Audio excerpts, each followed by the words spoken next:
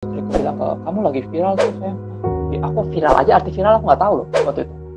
Aku Waktu itu nanya, ya? ya aku sampai nanya Gamal kan youtuber kan sangat ngerti arti viral. Aku tanya Gamal, mah viral tuh artinya apa sih? Kata Gamal, lu pokoknya mendadak tuh banyak yang share, lu punya postingan, terus lu jadi banyak yang follow. Dia bilang pokoknya itu. Terus kok bisa gitu? Kata Gamal, gue juga nggak ngerti sih, sampai detik ini masih misteri. Kita hanya berupaya untuk bikin itu bisa banyak yang lihat, banyak yang share gitu. Tapi akhirnya itu yang terjadi. Jadi ada satu orang di Facebook, bukan artis, bukan followernya juga nggak banyak, friendsnya. Dia bikin, jadi gini, semua postingan aku dari Mei 2016 itu foto-foto di capture sama dia, terus di save, dijadiin album di Facebook. Nah, satu album itu isinya 30 quotes. Jadi ada dua album. Album yang nomor 1, album pertama yang 30 quotes tadi itu di-share sampai hampir 21.000 Wow. kali share. Gila, itu Wow. itu yang bikin followerku kayak bingung kamu gimana caranya. Dan orang itu sampai sekarang aku nggak tahu dia temannya siapa. Kok bisa ambil. Terus dia sampai minta maaf. Dia kan, aku bilang, "Sorry, ini quotes-quotes saya gini-gini, apa, thank you ya udah di-share gini." Terus dia bilang, "Oh iya, sorry Pastor, saya nggak izin dulu." Dia malah minta maaf gitu. Aku bilang, "Saya jangan minta maaf." Saya bilang, "Don't be sorry gara-gara Instagram." Itu yang dia pikir. Yang mereka pikir tuh, kan saya nggak sekolah Alkitab, satu, udah pasti nggak sekolah kan. Saya selalu bilang saya nggak sekolah. Dan mereka selalu berpikir, karena mostly yang admin akun gereja, akun satir itu mostly itu sekolah Alkitab lulusannya gitu. Beberapa muridnya papa lagi kan. Jadi aku ngerti gitu loh. Ngerti. Memang kenal orangnya? Ada beberapa orang aku udah tahu. Serius? Kan? Mereka udah sebenarnya apatis. Jadi semakin kita apa adanya, kalau kata bahasa Raditya Oloan tuh menjadi utuh dan asli. Semakin kita kayak gitu, mereka kayak kembali lagi trustnya kepada para hamba Tuhan gitu. Dulu orang tuh selalu digambarinnya kalau pendeta tuh nggak boleh nangis, pendeta tuh mesti tough, nggak boleh kelihatan lemah, nggak boleh apa. Nah, kayak gitu tuh. Kayak ada unsur seperti itu. Tapi akhirnya aku lihat generasi sekarang nggak nyari yang perfect, karena mereka nyadar nggak ada yang perfect. Mereka nyari yang real. Itu yang itu PR terbesar ya, gimana cara kita jadi real.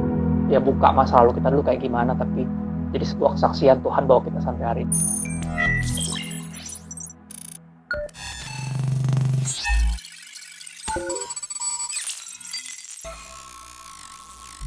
Selamat malam semuanya, selamat bergabung ya.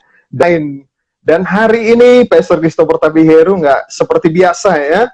Biasa beliau ya akan menyampaikan renungan atau menggarap atau menelaah kebenaran firman Tuhan. Tapi malam hari ini kita mau berbicara lebih jauh atau mengenal lebih dalam Pastor Christopher Tabiheru. Barangkali teman-teman mirip juga ya dengan beberapa yang hadir ya ketika saya memberitahukan bahwa kita akan ada ngobrol-ngobrol dengan Pastor Christopher Tabiheru, lalu muncul pertanyaan karena banyak orang yang mengenal beliau itu sudah besar gitu ya. Sudah besar. Sedikit Pastor ya, saya cerita dulu buat teman-teman yang hadir. Saya barangkali sekitar akhir 2017 ya, sekitar bulan Oktober begitu, saya pertama kali lihat Bro Kristo ya, saya panggil Bro Kristo ya. Pertama kali saya lihat waktu itu sedang bawa firman Tuhan di Energize. Energize itu youth di Gereja Sidang Jemaat Allah Batu Tulis. Waktu itu saya belum jadi youth pastor, saya belum kenal juga, saya nggak main Instagram ya. Tapi waktu itu Bro Kristo agak terlambat ya, karena New Wine agak nggak jauh berbeda ya, dengan ibadah Energize ya. Lalu kemudian ketika datang, sebenarnya saya datang itu karena diminta kasih pengumuman waktu itu, diminta kasih pengumuman. Lalu kemudian lihat Bro Kristo ya, wah ini agak beda ini ya. Waktu itu pakai kupluk kayak begini ya. Pakai kupluk ya, dan telat lagi ya.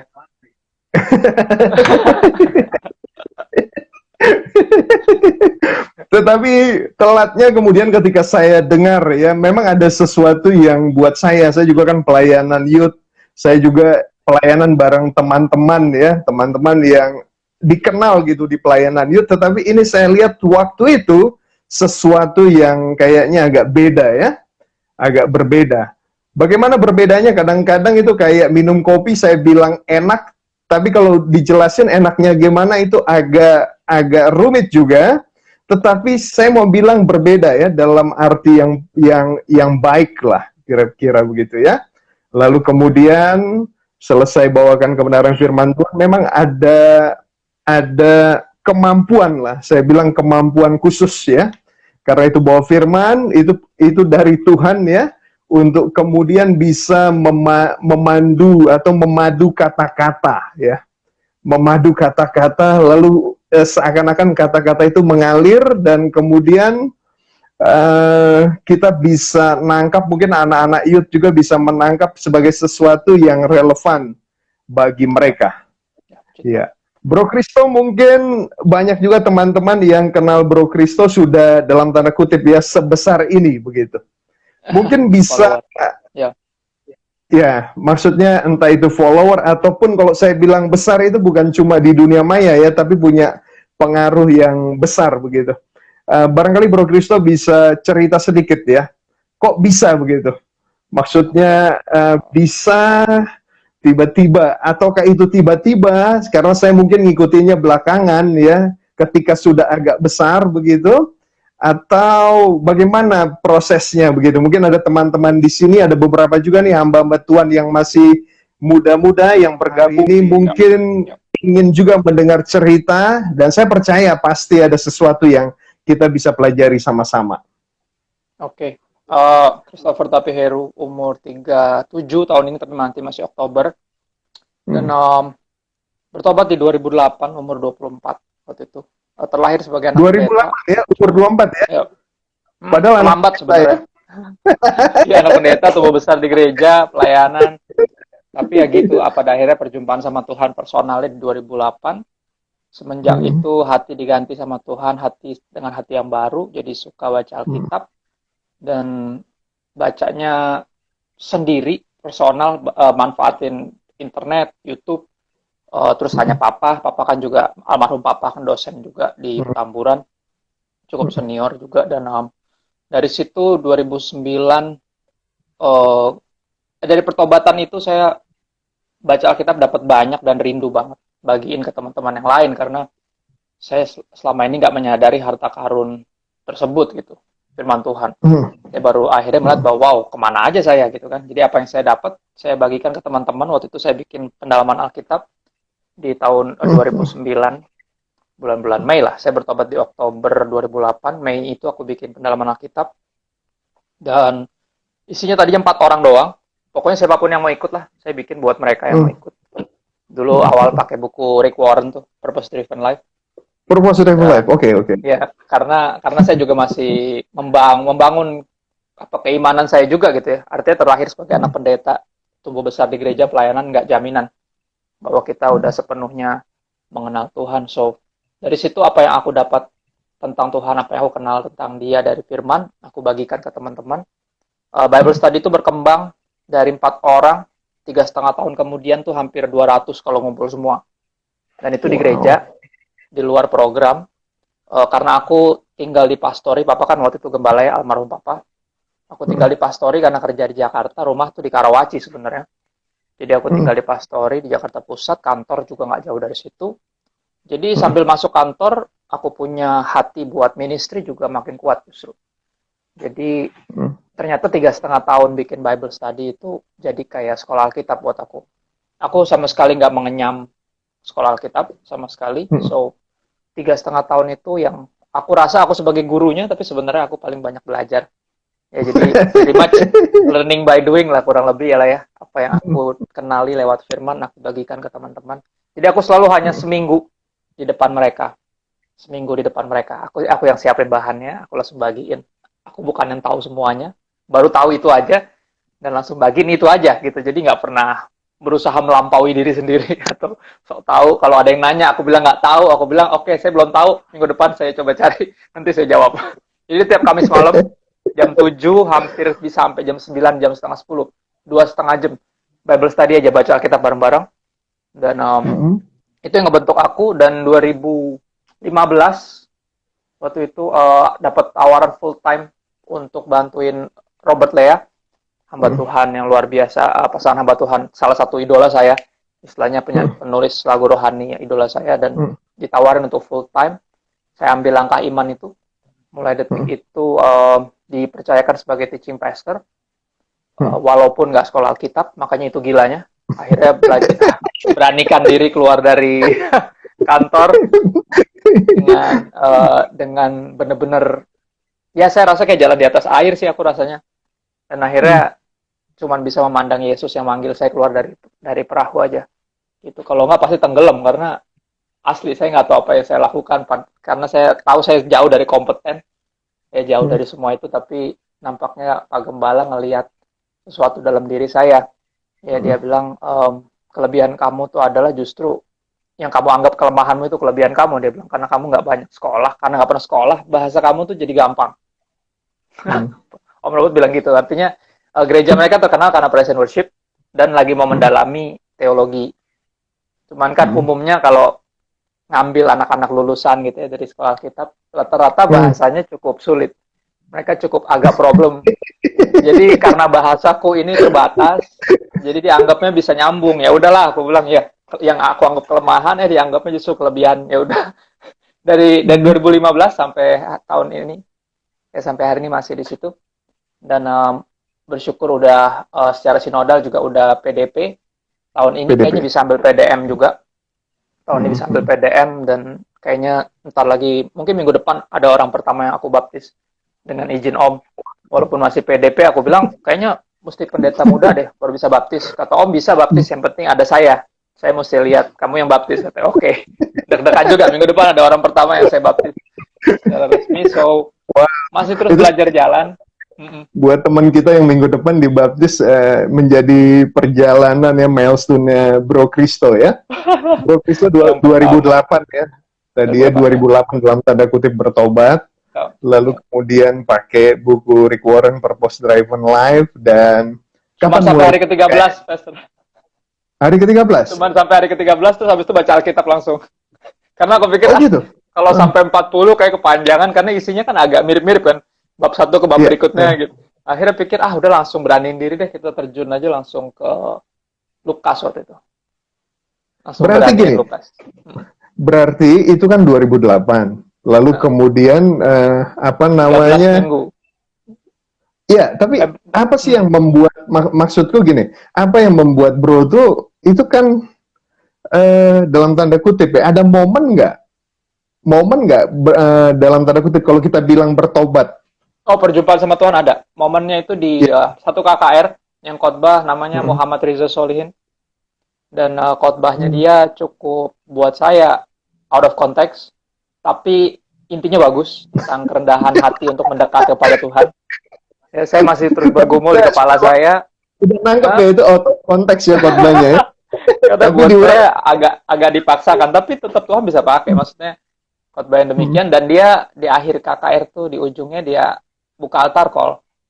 Nah, panggilannya itu yang untuk maju ke depan tuh orang-orang yang mau terima Yesus untuk pertama kali.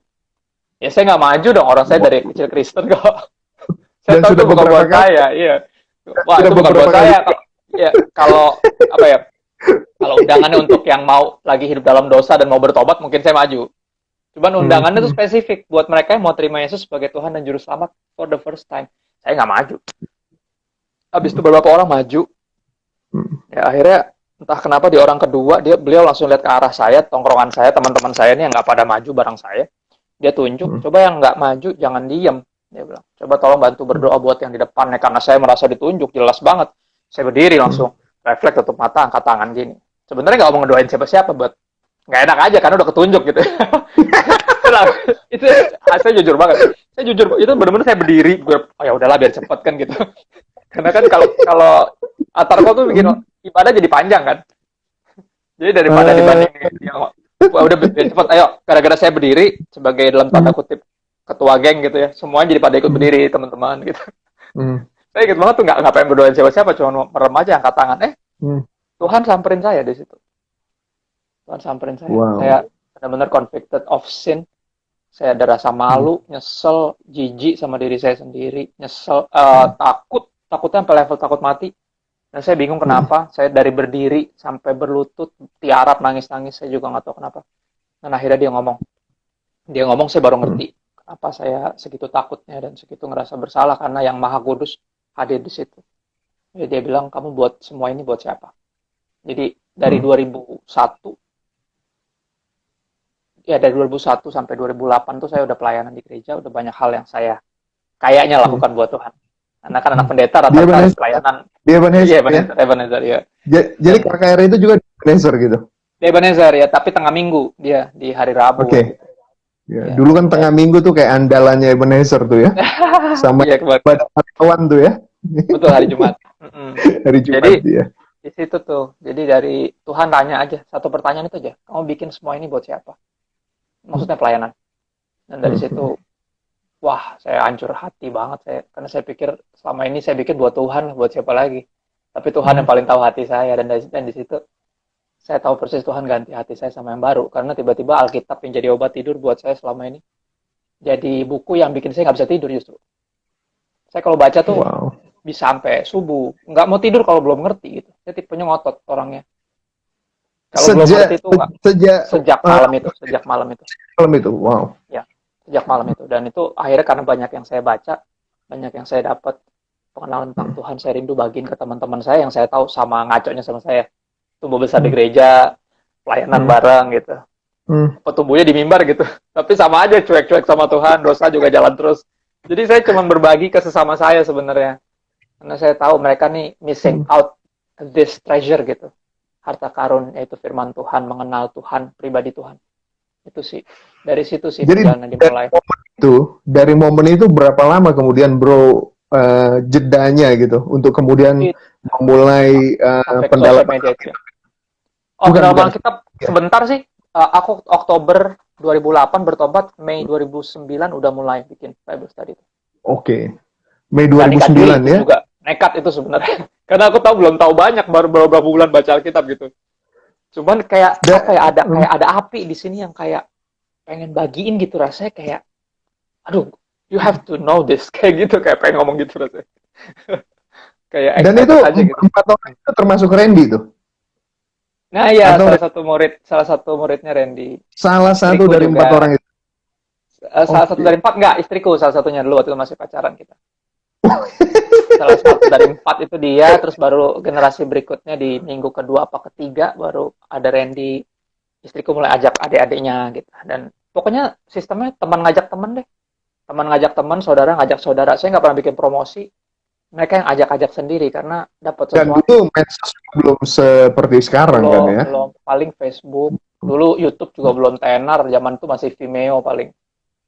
Vimeo dulu tuh video panjang tuh cuma bisa di Vimeo. Dulu, dan itu Bible study itu ya bener aku ngerasa ya Tuhan izinkan aku rasain hatinya Tuhan sih sebenarnya. Ketika rindu membagikan tentang dirinya ke banyak orang yang aku kenal, orang-orang yang aku sayang. Itu sih, dari sana ke sosial media. Jadi gini, era itu yang terkenal itu YouTube baru awal-awal, adik-adik juga masih ngerintis cover-cover iseng.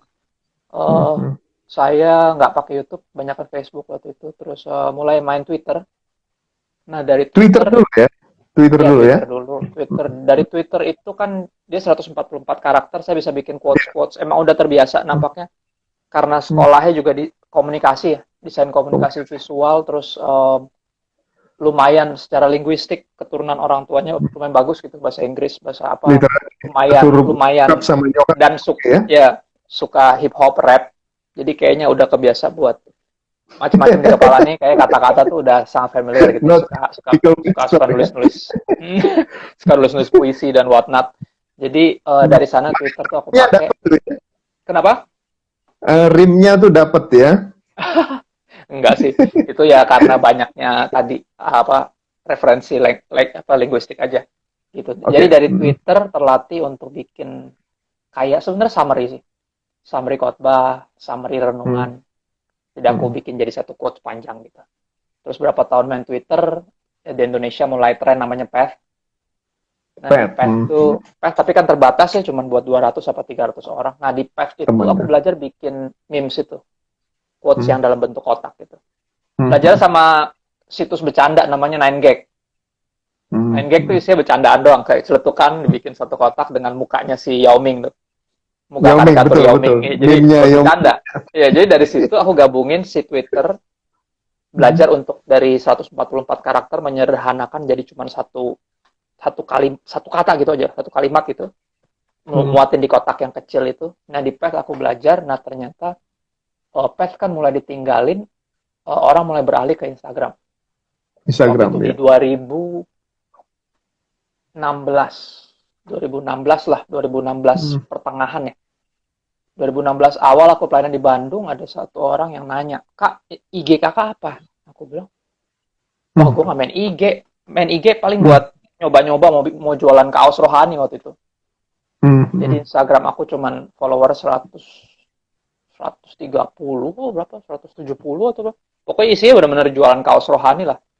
Belum aku serius. Ketika pelayanan di Bandung itu ya? Pelayanan di Bandung. Terus dia nanya, ada IG-nya nggak? Ada sih, tapi buat jualan. Loh, lu nggak bikin IG, Kak? Lu bukannya suka bikin quotes di Twitter?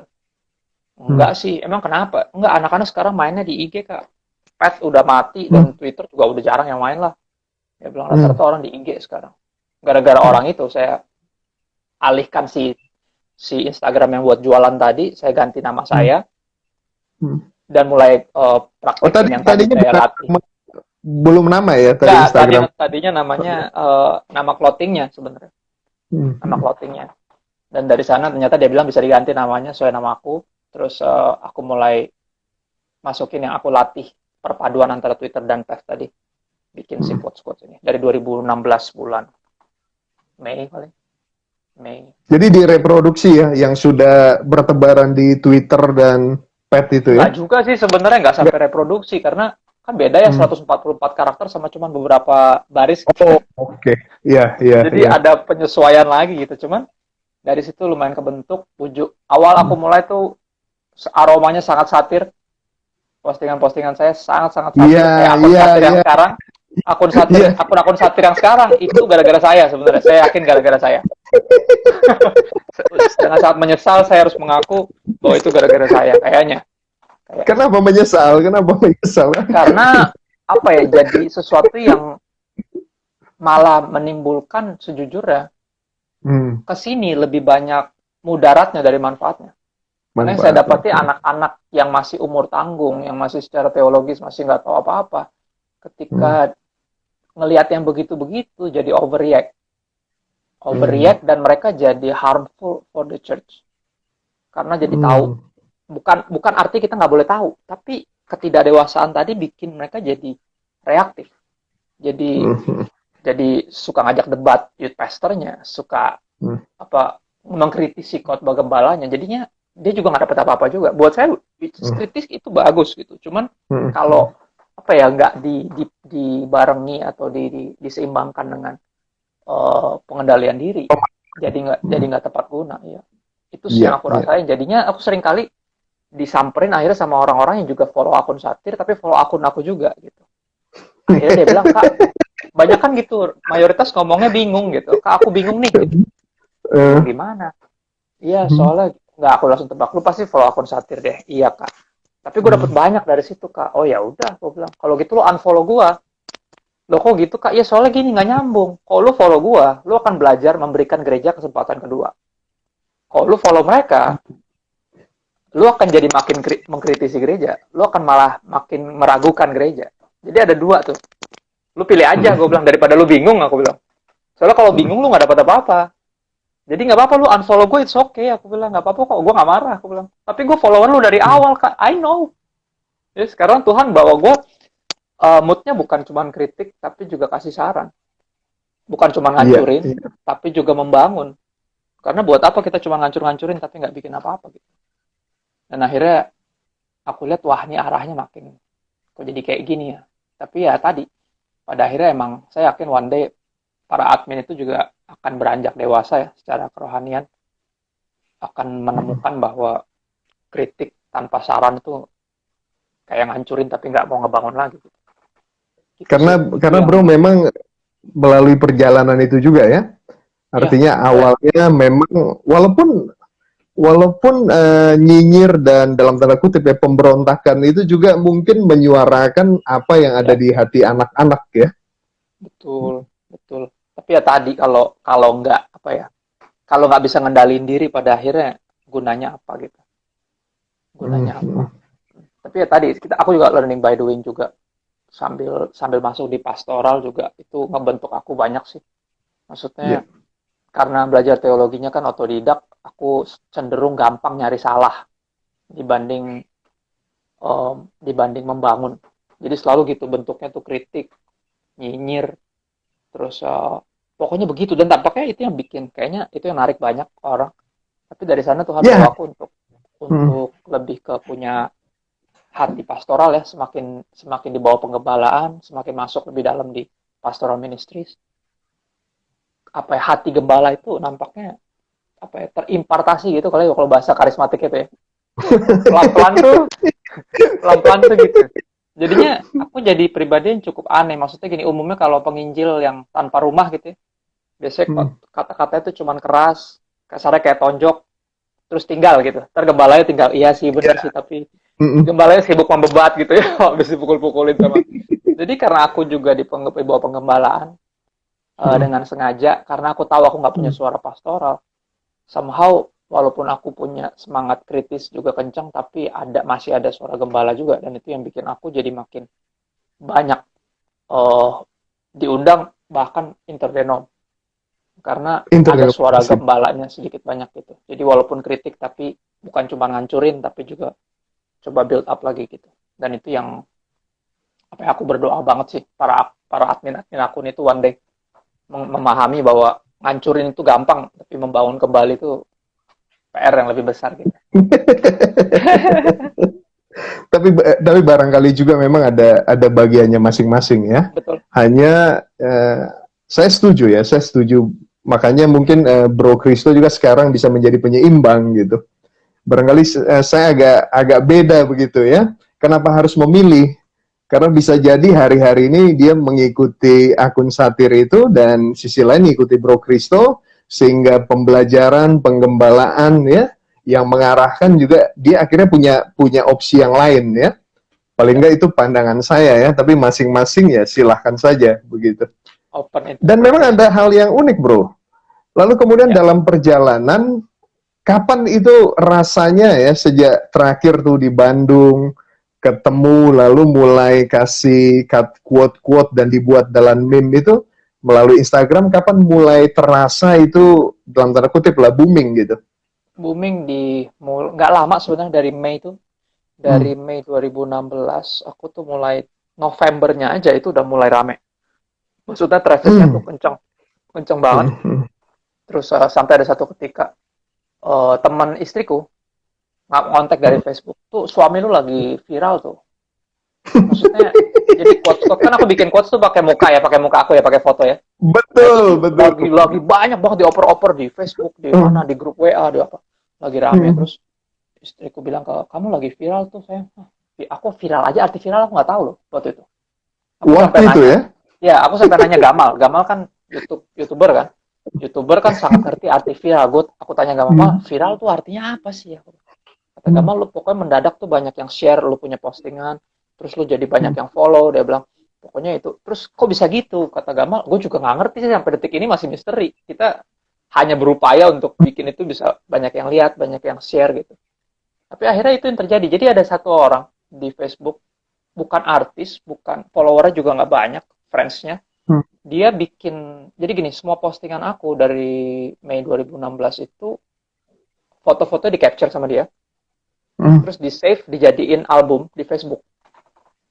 Nah, Hmm. satu album itu isinya 30 quotes. Jadi ada dua album. Album yang nomor satu, album pertama yang 30 quotes tadi itu di-share sampai hampir 21.000.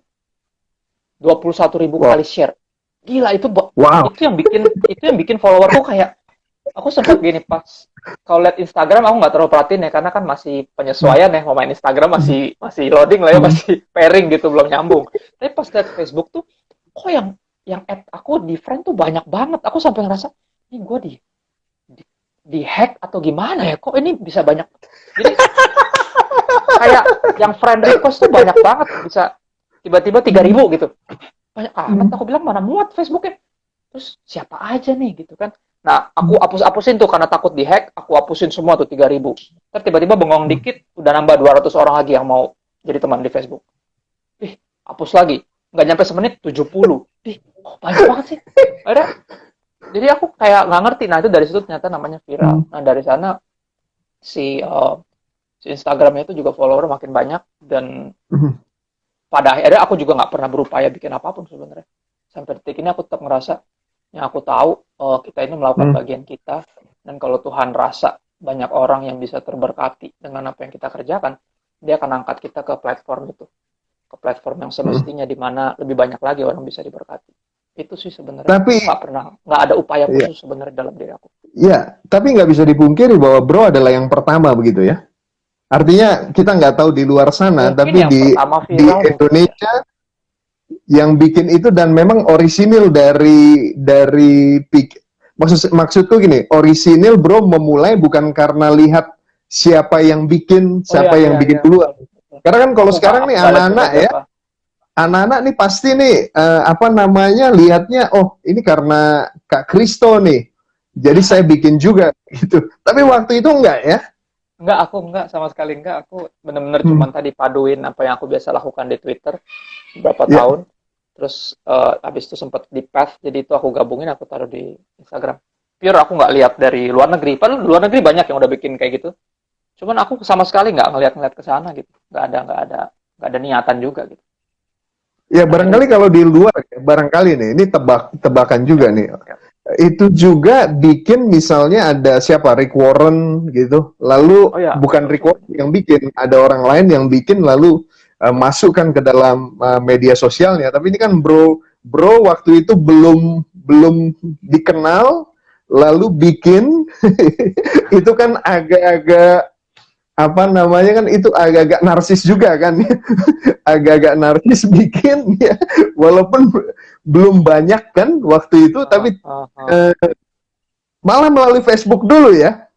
Ya justru karena Facebook yang bikin viral, aku juga bingung gitu gimana caranya. Dan orang itu sampai sekarang aku nggak tahu dia temennya siapa, kok bisa ambil. Terus dia sampai minta maaf, dia kan, aku bilang, sorry ini quotes saya gini-gini, apa, thank you ya udah di-share gini. Terus dia bilang, oh iya sorry pastor, saya nggak izin dulu. Dia malah minta maaf gitu. Aku bilang, saya jangan minta maaf. Saya bilang, don't be sorry.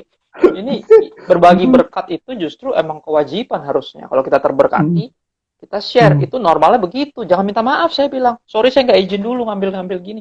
It's okay, aku bilang. Dan saya nggak pernah tahu tuh orang siapa. Kenal di mana juga. Tapi sekarang tahu gitu, atau ada hubungan? Enggak juga, sampai detik ini saya masih nggak ngerti dia jemaat. Gitu ya? Ya, dia itu temannya siapa, gereja di mana, saya nggak ngerti gitu. Karena emang bukan friends saya juga somehow. Cuman dia ngambil dari Instagram saya tuh, di screenshot terus di kotak-kotakin masuk di itunya dia, di foto apa folder fotonya dia gitu. Itu sih yang benar-benar ajaib sih, pada detik ini aku juga masih bingung. Gitu. Dan apa yang terjadi di medsos kemudian itu terasa ya di pelayanan juga. Saling ini sih sebenarnya, saling support sih. Sebenarnya misalnya kayak gini, saya pelayanan di satu tempat, misalnya ikut retret gitu ya. Saya khotbah di retret. Abis retret, follower saya pasti nambah minimal 200 orang. Karena kan yang retret jumlahnya segitu. Karena yang tadi abis dengar khotbah saya, follow saya di Instagram.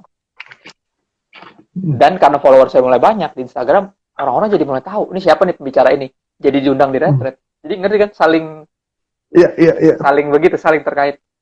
Uniknya gitu. Karena banyak orang yang baru tahu pas saya khotbah di gerejanya, atau pas saya khotbah di retretnya baru tahu, oh ini siapa sih? Oh ada IG-nya tuh. Oh lumayan banyak ya follower, jadi follow gitu. Jadi saling ini aja, saling koneksi. Kayak inilah, kayak zaman dulu salah satu hamba Tuhan, apa yang saya kagumi lah sampai hari ini, teman papa, Om Gilbert. Om Gilbert kan dulu juga viral dalam tanda kutip di eranya karena TV kan, karena pelayanan GO Studio.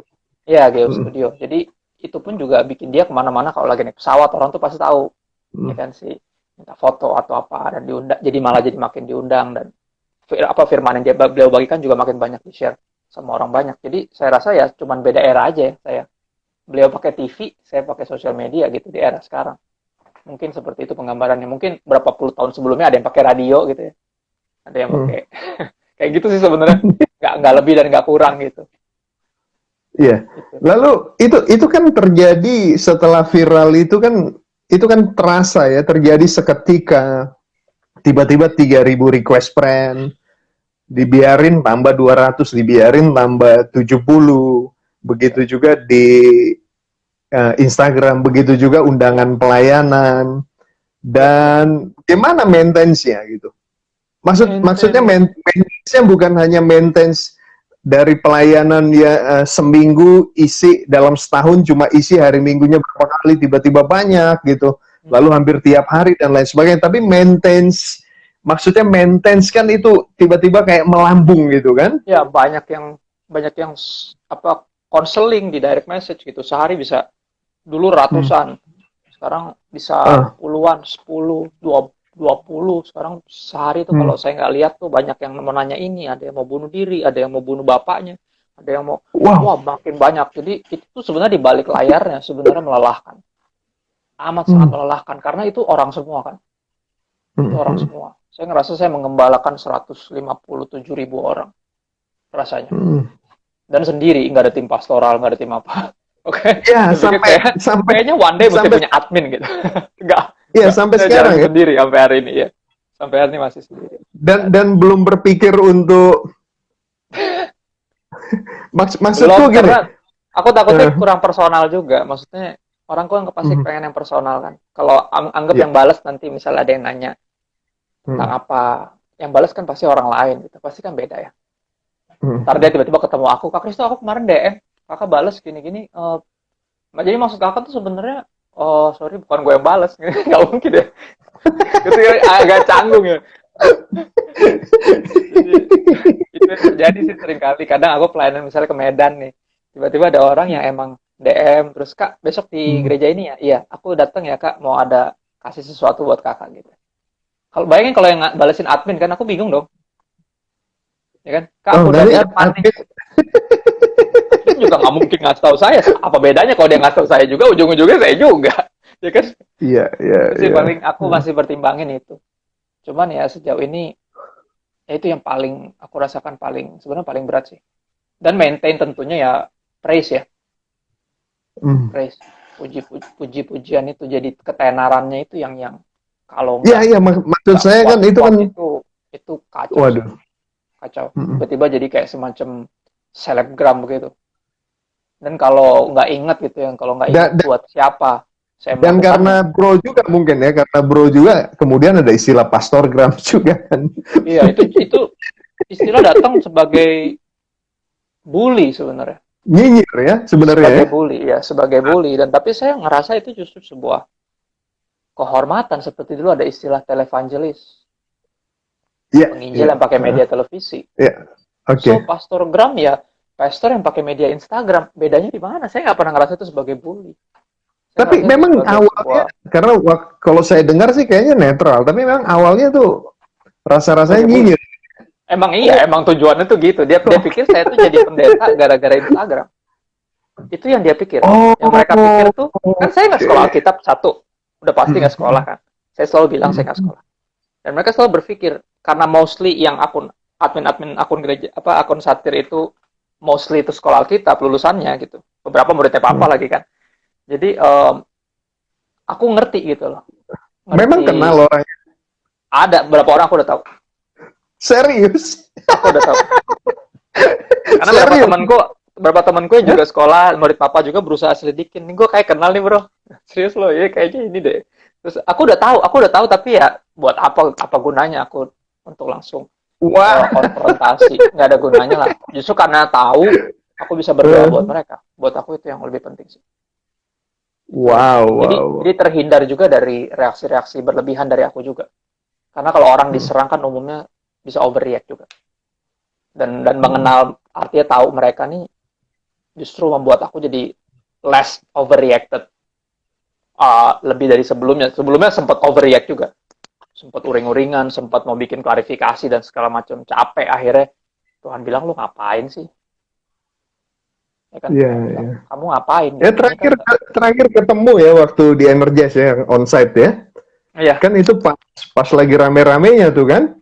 iya Dan lagi rame. memang ya kelihatan sih kayaknya agak ada sedikit apa ya, Ya, ya sedikit sedikit berpengaruh di dalam diri goncangan. saya. Jadi betul, betul. Gak gampang itu karena serangannya bertubi-tubi dan dari Ya. berbagai arah, dari berbagai arah. Dan yang paling Hmm. menyakitkan kalau buat saya, om, apa ya, tonjokan-tonjokan itu berasal dari sesama pelayan. Dalam ya, Itu yang internal bikin ya, saya karena sakit. Itu sudah yang bikin mulai saya sakit. Ya, sudah mulai ketahuan nih orang-orangnya siapa ya. itu yang bikin saya sakit. Karena saya pikir, loh kita bukan mestinya same team ya.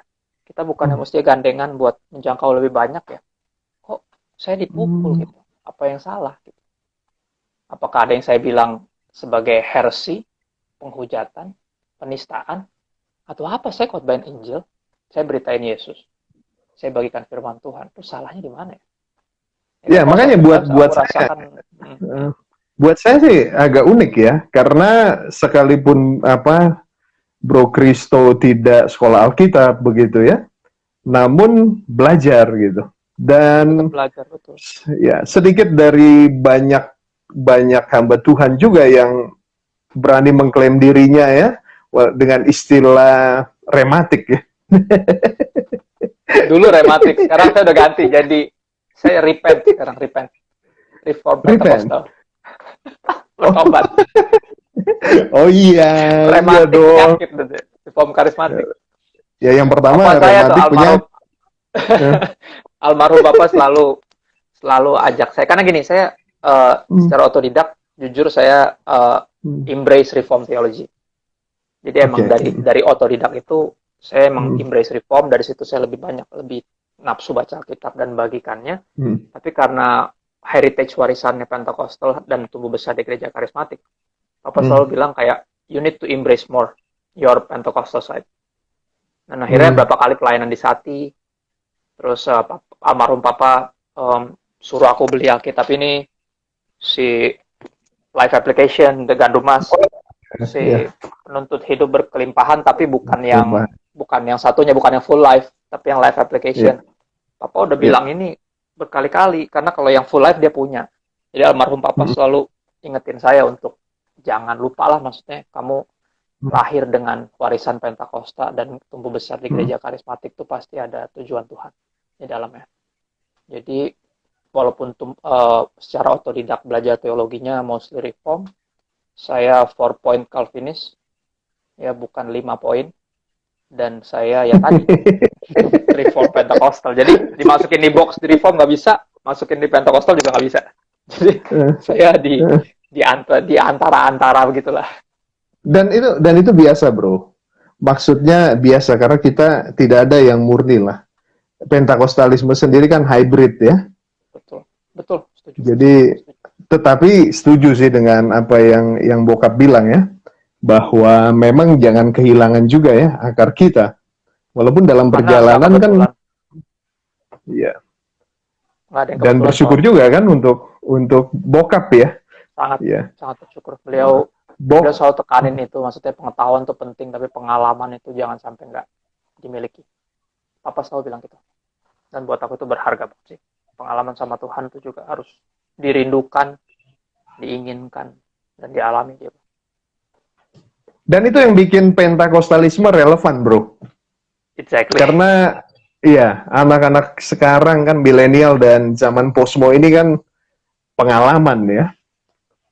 Jadi pengalaman seringkali itu experience dictate truth. Seringkali pengalaman mendikte kebenaran, seringkali. Dan itu yang buat saya nggak seimbang. Makanya saya belajar teologi itu karena saya nggak mau pengalaman saya mendikte kebenaran. Biar kebenaran yang saya pelajari itu yang saya alami gitu loh. Pengalaman justru jadi memperkuat apa yang dipelajari gitu. Saya justru selalu rindu Tuhan. Oke, saya udah tahu ini. Saya rindu mengalami ini Tuhan. Doaku selalu gitu sih. Oke. Doaku selalu sederhana sih. Mau mengalami Tuhan lebih lagi. Karena tahu banyak kan. Ya ahli Taurat sama Farisi juga tahu banyak kan maksudnya. apa ini? Kalau cuma jadi jago. Dan itu juga yang bikin aku jadi switch dari yang tadi, dari mood posting tuh yang nyinyir, satir. Aku tuh switch karena gini, ada satu momen di mana Tuhan bilang seperti ini, ada impresi di hati. Aku bukan tipe orang bisa dengar Tuhan audible walaupun pengen. Tapi ada satu momen di mana ada impresi di hati, Tuhan kayak ngomong, sampai kapan kamu mau terus mengkritisi dalam artian melukai tubuh saya? Dia bilang gitu. Maksudnya, sampai kapan kamu mau mengaku mengasihi saya, sang kepala, tapi membenci tubuh saya? Gereja itu tubuh saya, dia bilang. Dan impresi itu, bro, dan impresi itu khas Pentakosta ya. Makanya saya langsung kayak oke. Ya. Bayangin tuh gimana caranya kamu mengaku mengasihi saya sang kepala tapi membenci tubuh saya, dia bilang. Nggak bisa. Dia bilang, sampai kapan kamu kayak gini terus? Pada akhirnya saya menyadari bahwa ketika saya terus melakukan hal itu, saya memberi makan kepahitan orang akan gereja. Banyak orang udah kepahitan sama organisasinya, sama pelayan-pelayan yang jatuh dalam dosa.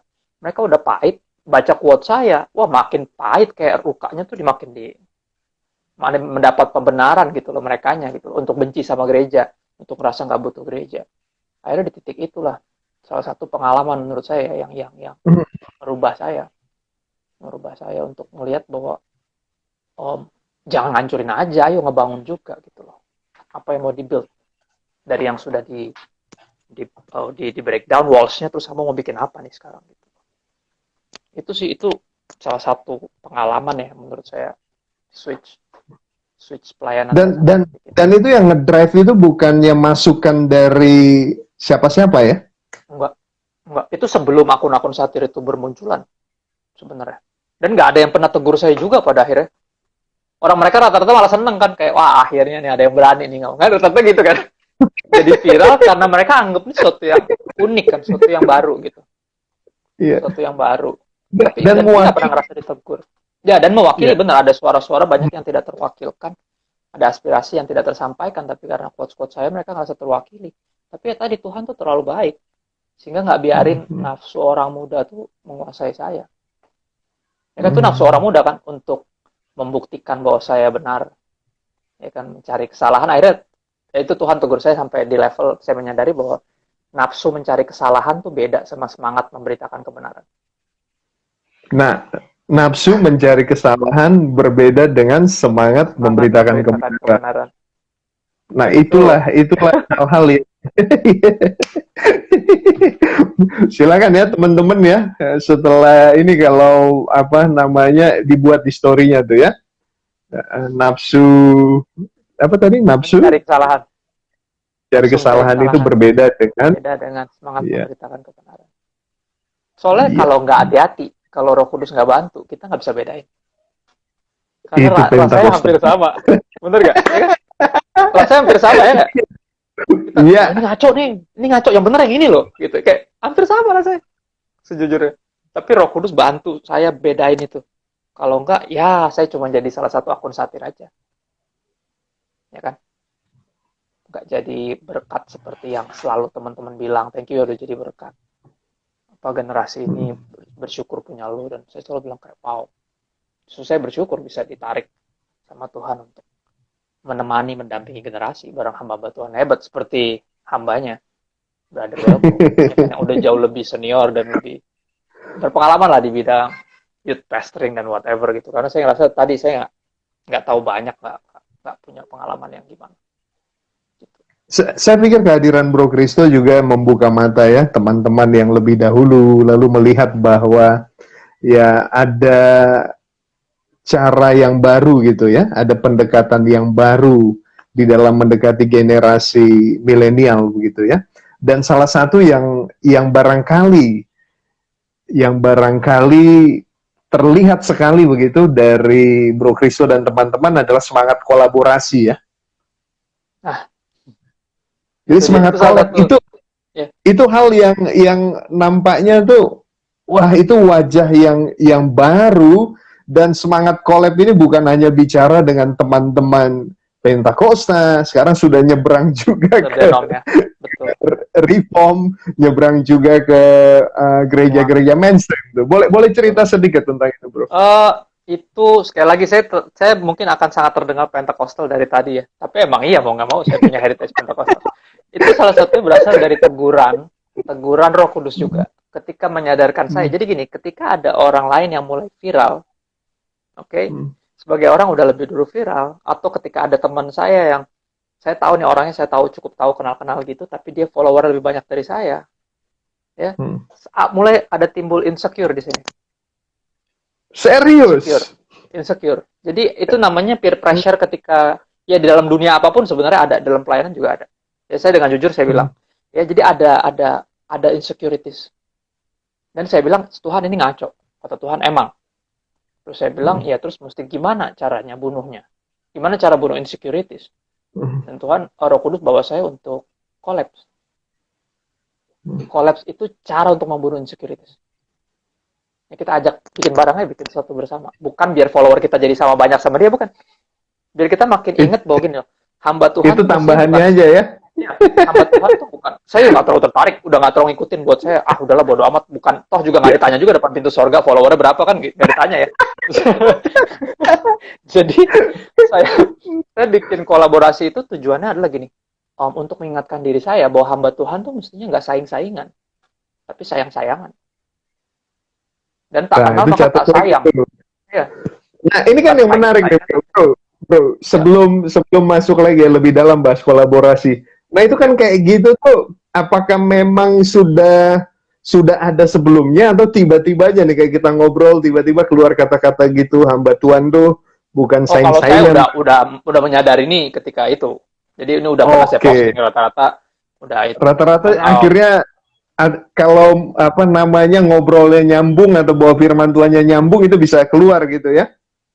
Kurang lebih seperti itulah. Dan itu jadi pengingat buat saya juga kadang. Jadi reminder juga ketika ntar ada yang repost baru saya ingat, oh ya, 2 tahun yang lalu saya pernah posting gini loh. Dan kadang Tuhan ingetin, tegur saya lewat postingan saya sendiri juga. Bisa. Itu jadi sesuatu yang kayak muter gitu. Karena pada akhirnya ya, orang pertama yang tertegur ketika saya bikin quote itu saya. Jadi saya pengen, dan itu memang lahir dari maksudnya perenungan ya, bukan cuma mikir ini rimnya mana yang cocok, tapi itu karena ada sesuatu gini, Tuhan bicara ya melalui apa, lalu kemudian itu muncul, saya susun, baru saya bikin kata-katanya. Jadi itu dulu ada hasil dari perenungan, hasil dari misalnya khotbah, kadang jadi ringkasan khotbahnya, baru saya bikin. Saya nggak pernah bikin kayak tiba-tiba lucu nih kayaknya, bikin gini apa ya gitu. Saya nggak pernah cocologi. Saya nggak pernah pakai itu. Buat saya nggak pernah dicucok-cucokin gitu. Saya pokoknya ada yang Tuhan kasih, udah dapet perenungan sesuatu, saya tertegur, saya rindu semua bisa ditegur juga, atau saya terberkati, saya rindu semua bisa diberkati, baru saya coba susun kata-katanya gimana caranya biar nggak terlalu panjang, dan kalau bisa rima. Gitu. Kalau nggak bisa nggak usah dipaksain. Kan, gitu. Soalnya kadang maksa-maksain rima jadi artinya suka nggak jelas juga, nanti malah jadi multitafsir, bahaya juga ya kan. Yang banyak dikritisi sama teman-teman akun satir tuh gitu, ketika saya berusaha berrima, mereka pikir wah ini biar keren nih. Enggak sih, nggak tertarik, saya pengen itu jelas sebenarnya. Karena buat apa cool kalau nggak clear gitu. Itu lagi keluar lagi ya. Buat apa kalau keren kalau nggak jelas? Ya kan, ya nggak sih, benar. Ya. Buat apa? Betul, keren kalau nggak jelas. Targetnya tuh jelas gitu, bukan keren. Jadi kalau jelas buat saya udah puji Tuhan, dan kalau keren ya itu bonus gitu loh. Nggak pernah dimaksudkan untuk jadi keren tuh, nggak pernah. Sama sekali. Nah, dan keren itu memang dari lahir juga, bro, kan? Dari lahir. Enggak lah. Semua orang pernah alay, Pastor. Pasti ada lah momen-momen itu. Iya. Jadi balik lagi nih, kolaborasi ya. Jadi sebenarnya agak unik ya, dan barangkali ini yang berbeda. Biasanya kita kan hamba-hamba Tuhan tuh seperti ada gap gitu. Misalkan begini, kalau dikasih pertanyaan kayak tadi, sebenarnya collab itu kenapa sih kan? Lalu bro jawab dengan cara yang mungkin merepresentasikan teman-teman yang ngedenger nih. Dengan jujur bilang sebenarnya karena gue iri gitu. Insecure. Jadi orang merasa bahwa dia nih ngerti nih yang gue rasain gitu. Dia nggak fake gitu. Ya, dan itu nampaknya dicari generasi sekarang ya. Iya. Akhirnya udah terlalu banyak hamba Tuhan yang kayaknya perfect tapi nggak tahu jatuh gitu kan. Mereka udah sebenarnya apatis. Jadi semakin kita apa adanya, kalau kata bahasa Raditya Olwan tuh menjadi utuh dan asli. Semakin kita kayak gitu, mereka kayak kembali lagi trust-nya kepada para hamba Tuhan gitu. Karena yang mereka lihat umur tuh udah kayak begitu-begitu terus, tiba-tiba jatuh. Yang ini kasus pelecehan, yang ini ngapain, yang ini penggelapan dana, yang ini tiba-tiba udah capek mereka ngeliat yang gitu. Jadi pada akhirnya ketika kita jadi apa adanya dan semakin terbuka gitu, sering bikin story atau apa, mereka makin bisa kenal kita luar dalam, mereka lebih mudah untuk dengerin gitu apa yang kita bilang. Dan pada akhirnya ya tadi saya akhirnya menyadari gini, mungkin hamba Tuhan terdahulu saya nggak coba diskredit siapapun gitu yang nggak ada maksud. Ya kita ngomong ini mikir soal itu nggak ada ya. Ya, jadi gini saya anggap dulu orang tuh selalu digambarin kalau pendeta tuh nggak boleh nangis, pendeta tuh mesti tough, nggak boleh kelihatan lemah, nggak boleh apa, nah kayak gitu-gitu tuh. Kayak ada unsur seperti itu. Tapi akhirnya aku lihat generasi sekarang nggak nyari yang perfect, karena mereka nyadar nggak ada yang perfect, mereka nyari yang real. Itu yang itu PR terbesar ya, gimana cara kita jadi real, ya buka masa lalu kita dulu kayak gimana, tapi jadi sebuah kesaksian Tuhan bawa kita sampai hari ini. Yang kayak tadi Radit hari ini posting foto istrinya di cover majalah Playboy. Gila gak tuh? Dan captionnya lebih dihubungin dari Playboy itu ya. Benar. Itulah, itu yang aku bilang, generasi sekarang butuh yang itu, butuh yang real. Mereka nggak nyari yang perfect, karena mereka sadar nggak ada yang perfect. Nggak ada. Ya kayak bro aja, misalkan yang ciuman di posting itu kan tuh heboh juga ya waktu itu ya. Loh, saya justru, kita punya misi, aku sama istri punya misi, bahwa gini loh, pernikahan paling romantis di dunia adalah pernikahan kudus. Ya kan, jangan sampai orang tuh nonton film, ya itu belum married, belum apa, pada ciuman, orang pikir, oh itu yang romantis. Nggak, romantis tuh lu nyium istri lu sendiri. Dan you're proud of it. This is my wife. Tuhan percayain saya, kita jaga kekudusan sampai pernikahan. Dan ini pernikahan paling romantis, pernikahan kudus. Saya punya pesan itu kok sebenarnya. Malah jadi bumerang. Rame malah jadi. Ya, apakah itu bumerang atau memang orang perlu waktu kan? Saya rasa orang itu perlu waktu. Saya rasa itu bukan bumerang, justru ini. Saya merasa nggak bukan bumerang sih. Justru saya sendiri merasa itu hal yang tepat begitu. Tapi kalau untuk saya memposting, kalau kita bukan di media sosial, kita lakukan begitu. Kadang cium istri, ya kan? Tapi mungkin kita kurang milenial gitu aja. Gak apa-apa kalau kasaran dilakukan kalau Roh Kudus gak suruh, jangan deh, pokoknya ngapa-ngapain tuh jangan lah pokoknya.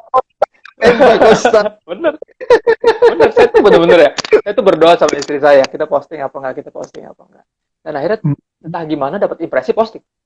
Saya lagi di Bali, terus kita ngerayain waktu itu 9 tahun pernikahan ya, tahunnya tahun ke-11.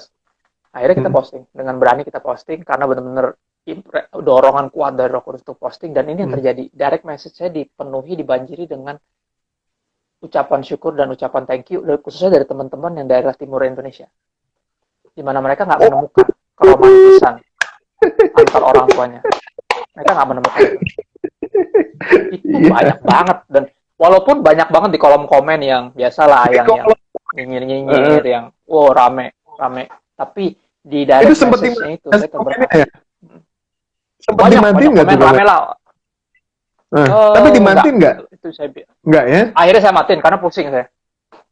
Tapi itu udah apa ya, buat saya udah waktunya dimatiin, karena udah makin nggak sehat, karena kan orang udah maki-maki ngapain gitu, udah terlalu lebay lah. Tapi ya tadi aku syukuri bahwa ternyata mereka tuh membutuhkan itu justru, bahwa pernikahan Kristen tuh sesuatu yang mesti dinantikan, diinginkan, dan dijaga gitu, dipersiapkan dengan baik. Ternyata emang itu pernikahan paling romantis, pernikahan kudus tuh pernikahan paling romantis. Dan teman-teman dari daerah timur khususnya, dia bilang thank you banget Kak, aku tadi sebenarnya udah berpikir nggak bakal merit lah, buat apa kalau merit ntar ditinggalin kan gitu. Banyak banget yang DM kayak gitu. Aku pikir ini dia, makanya Roh Kudus suruh kita untuk lakukan itu. Mungkin terdengar kayak Roh Kudus mana mungkin suruh, kata siapa, apa yang nggak mungkin dari Roh Kudus. Orang itu bukan dosa istri gue sendiri, Instagram gue sendiri, dosanya di mana ya? Jadi buat saya itu cukup apa ya tadi, banyak tuntunan apa yang Tuhan suruh lakukan, mungkin kedengaran kelihatannya sangat nggak konvensional, dan mungkin bahkan most of the times bisa kontroversial juga, tapi pada akhirnya ketaatan saya pure sepenuhnya hanya kepada Tuhan sih. Kan saya hamba Tuhan kan, bukan hamba manusia pada akhirnya. Itu sih, dan ketaatan itu selalu membuahkan apa ya, damai sejahtera sama sukacita sih. Karena tadi kesaksian di sekeliling itu. Karena keberanian tadi membuka diri, misalnya kalau kita insecure, kita bilang insecure. Kalau kita punya masalah lalu gini, kita kasih tahu. Kalau kita lagi kesel atau lagi gimana, orang bisa langsung lihat, oh kayak gini. Tapi ya tadi, aku ngeliat banyak, justru positifnya lebih banyak sih. Thank you banget Bro Kristo, malam hari ini ngobrol kita. Waktunya terus terang aja masih kurang. Berharap Bro Kristo masih ada kesempatan ya. Iya, nanti kita berikutnya. bikin part 2. Iya. Dan tadi ngomong-ngomong saat ini ada beberapa teman-teman juga nih, ternyata anak-anak Sati yang gabung sama kita nih. Waktu Alkitab Penuntun Hidup Berkelimpahan diangkat itu rasa banget. Ini jagoan nih. Thank you Gadu Mas.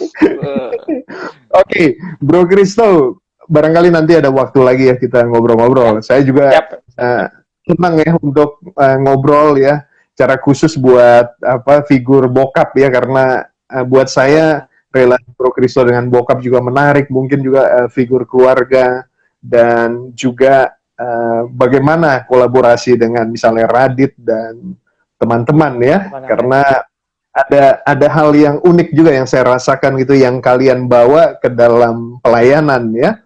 Nanti saya harap kita masih ada waktu lagi untuk ngobrol. Bro Kristo, satu pertanyaan begini ya, satu pertanyaan terakhir ya, biar teman-teman juga kita dorong juga ya untuk literasi juga makin oke gitu ya. Satu buku favorit ya selain startup ya.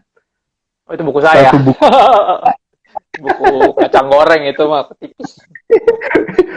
Satu buku favorit Bro Kristo selain Alkitab dan juga Alkitab Penuntun Hidup Berkelimpahan ya. yang kemudian Bro Kristo rasa ini memberikan sesuatu ya, punya impact. Ya? Hanya boleh satu aja ya? Dulu. Satu aja karena next time kita akan ketemu lagi ya. Saya jujur saya penyuka buku yang pop bentuknya. Pop artinya bahasanya bahasa-bahasa yang gampang, nggak terlalu teologis. Yeah. Jadi satu banget yang saya sangat rekomendasi dan saya suka banget bukunya, judulnya ini Letters for the Church. Yang nulis Francis Chan. Itu buku Francis Chan ya? Ya, surat kepada gereja-gereja. Itu buku relatif baru, tapi saya sangat rekomendasi. Itu buku itu. Buku Francis Chan rata-rata saya rekomendasi lah. Buat saya beliau hamba Tuhan yang buat saya di tengah lah. Bisa pop banget tapi teologinya masih dalam dan belajar ya. Dan terus belajar. Ya itu yang paling penting. Dan belajar. Itu. Iya. Dan Bro pernah satu panggung juga ya di Basilea ya. Oh, itu kayak mimpi sih, kayak mimpi. Saya cuma nanya tadinya, ini Francis Chan kira-kira saya bisa ketemu nggak ya di belakang panggung? Oh, Kak Kristo pas acara bisa datang Kak? Loh bisa, makanya saya nanya. Oh, ya udah jadi narasumber mau nggak? Loh, malah jadi narasumber. Orang mau ketemu sama pendetanya, iya, jujur.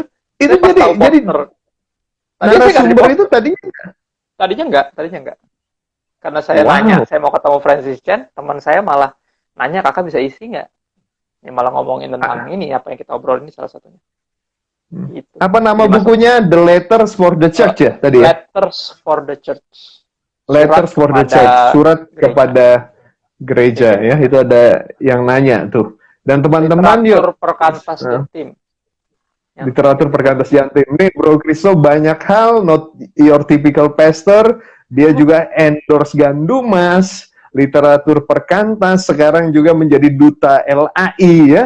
Ya, dan ada hashtag-hashtagnya yang unik ya. Not your typical pastor gitu ya. Plesetan dari Mario Teguh itu, lalu juga Episande itu bukan Sunday tapi Son ya. Sunday, lalu juga Make Alkitab Cetak Great Again. Jadi banyak deh yang kita masih perlu ngobrol ya Bro Kristo ya. Nanti kita saya harap Bro Kristo bisa ada waktu lagi. Nanti kita atur waktunya kalau Tuhan masih kasih kita kesempatan ya. Amin. Oke, thank you teman-teman. Selamat malam semuanya. Bagi teman-teman yang merasa diberkati, silahkan buat di story masing-masing. Jangan lupa colek Bro Kristo dan saya ya. Terima kasih semuanya. Tuhan Yesus berkati. Selamat melayani nanti Bro Kristo ya. Thank you. Tuhan berkati. Thank you. Makasih semua ya. Kita mau akhiri. Oke, kita akan akhiri video ini ya. 1 2 3 4 5 open your mind.